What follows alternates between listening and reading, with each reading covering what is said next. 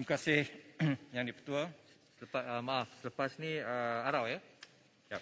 Pagi tadi semasa ucapan Yang Berhormat Menteri Kesihatan bersebut 3 perkara yang membuktikan kesiapsiagaan Kementerian Kesihatan Malaysia semasa Yang Berhormat Kuala Selangor menterajui KKM. Yang pertama, kesiapsiagaan menghadapi pandemik.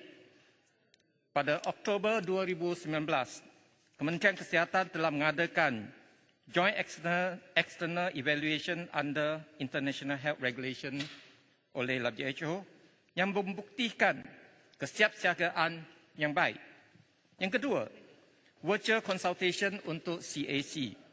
Kebetulan, virtual consultation yang dilakukan oleh Kementerian Kesihatan juga dirasmikan oleh Yang Berhormat Kuala Selangor pada awal bulan Februari 2020. Tetapi kaedah ini telah diabaikan sekian lama sehingga sekarang.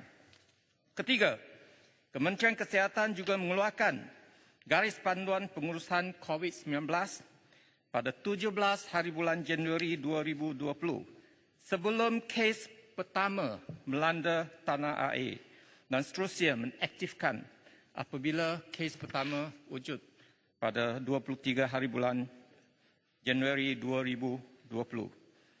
Jadi langkah-langkah kesiapsiagaan KKM ketika itu berjaya memendung jangkitan COVID sehingga jumlah kes harian semasa pertengahan Februari 2020 sifar selama 10 hari.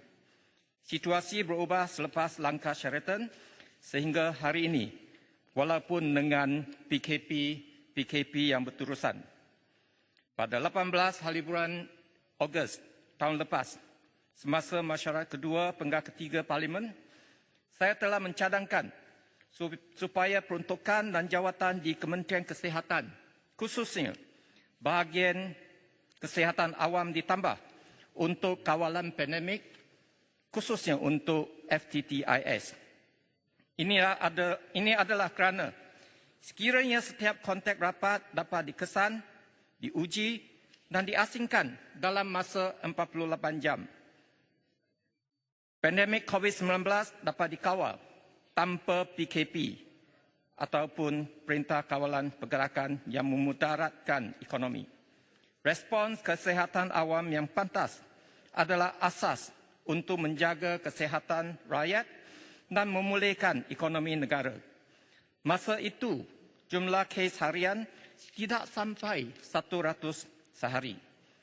Akan tetapi, cadangan saya diketepikan dan negara kita kehilangan peluang keemasan untuk memendung pandemik COVID-19. Sehingga kini, kapasiti pengesanan kontak dan ujian masih jauh ketinggalan. Akhirnya, kerajaan terpaksa menggunakan kaedah PKP untuk mengawal pandemik. Dan apabila PKP juga gagal, terpaksa menaruh segala harapan ke atas vaksin. Pandemik COVID-19 ini juga mendedahkan kegagalan kepimpinan yang luar biasa. Menteri yang menjaga kesihatan gagal menambah pejawatan sepanjang pandemik, bahkan nasib doktor kontrak pun tidak terbela. Pandemik COVID-19 ini juga disifatkan oleh Perdana Menteri sebagai unprecedented event yang mempunyai impak kesihatan, ekonomi, sosial yang luar biasa. Krisis yang luar biasa seharusnya memerlukan respons luar biasa. Malangnya, sepanjang pandemik ini, Perdana Menteri telah gagal menggembelingkan segala tenaga kerja dan sumber sepanjang PKP untuk membantu KKM ataupun mesti sama ada untuk kawalan pandemik ataupun vaksinasi. Kegagalan kepimpinan PM ini menyebabkan satu senario di mana barisan hadapan termasuk kaki tangan KKM, polis dan sebagainya kerja setengah mati sehingga dilihat baling telantang di atas lantai di persekitaran hospital.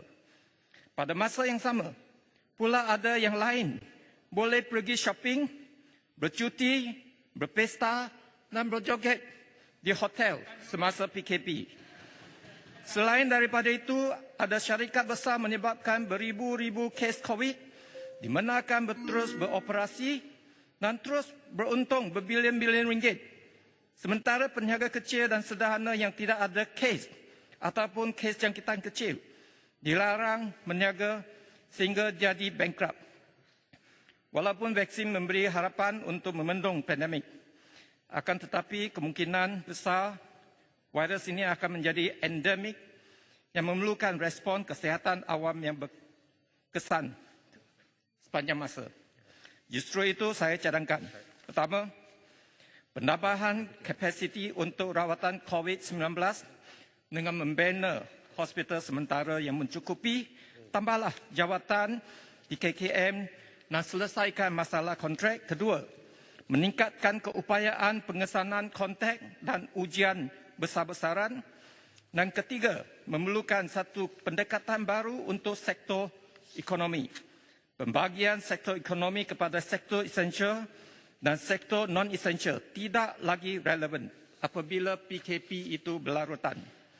Seharusnya, operasi sektor ekonomi harus mengikut tahap risiko serta menetapkan SOP pencegahan mengikut industri dan saiz syarikat berkenaan. Sebagai contoh, SOP untuk kedai gunting rambut yang berjaya. Sejak SOP dilaksanakan, tidak lagi ada jangkitan ataupun kluster untuk kedai gunting rambut. Akhir sekali, saya mencadangkan supaya KKM harus melakukan kajian peratusan positivity antibody di kalangan populasi yang masih belum diterima vaksin. Ini akan, last sentence. Ini akan memberi gambaran yang lebih jelas untuk meramal bilakah masa negara akan mencapai puncak jangkitan virus. Jelas sikit. Kalau ada masa, saya beri bahan baru. Ya. Terima kasih Gopeng, terima kasih Speaker. Saya cuma ingin membangkit satu isu yang penting kepada perhatian KKM. Kita tahu bahawa ICU seluruh negara, kapasiti ICU seluruh negara sangat kritikal. Kapasiti ICU sekarang masuk ICU sendiri, ya. Keadaan ICU. Jadi, kita tahu daripada Selangor contohnya. Apa penjelasannya? Ya, cepat saja. Ya, cepat. Sebab Kapasiti ICU adalah di Selangor adalah 320. Tetapi permintaan, ya, yang orang yang perlu masuk ICU adalah 530. Ini bermaksud 2 kali ganda. Dan sepanjang 2 bulan daripada Mei, ini statistik daripada KKM sendiri. Daripada Mei sampai ke Julai, tanpa usaha yang kukuh, yang gigih untuk menambahkan katil ICU. Ini satu kegagalan. Bukan saja di Selangor, di Negeri Sembilan dan juga di wilayah persekutuan. Dan juga tempat-tempat yang sangat serius. Saya harap bahawa KKM, kita tahu bahawa... Tolonglah, Wabi. Penjelasan. Jadi saya harap bahawa KKM jelaskan apakah usaha untuk meningkatkan ICU mulai sekarang, kerana kita tahu bahawa COVID ini tidak akan selesai dengan kes yang begitu tinggi sekali. Terima kasih. Wabi telah salah gunakan prosedur mencelah sebenarnya. Okey. Gopeng, habiskan, tolong. Habiskan. Terima kasih, saya setuju dengan Yang Berhormat bahan baru dan data-data berkenaan penggunaan ICU itu penting untuk kita buat perancangan yang seterusnya supaya kita adakan lebih katil untuk ICU, lebih katil untuk menampungi pesakit yang jangka akan meningkat. Dan data yang saya sebut tadi berkenaan dengan antibody, peratusan positivity antibody di kalangan mereka yang masih tidak terima vaksin harus ada supaya kita boleh meramalkan setakat mana pandemik ini akan berlangsung. Sekian, terima kasih. Terima kasih Yang Berhormat Gopeng. Yang Berhormat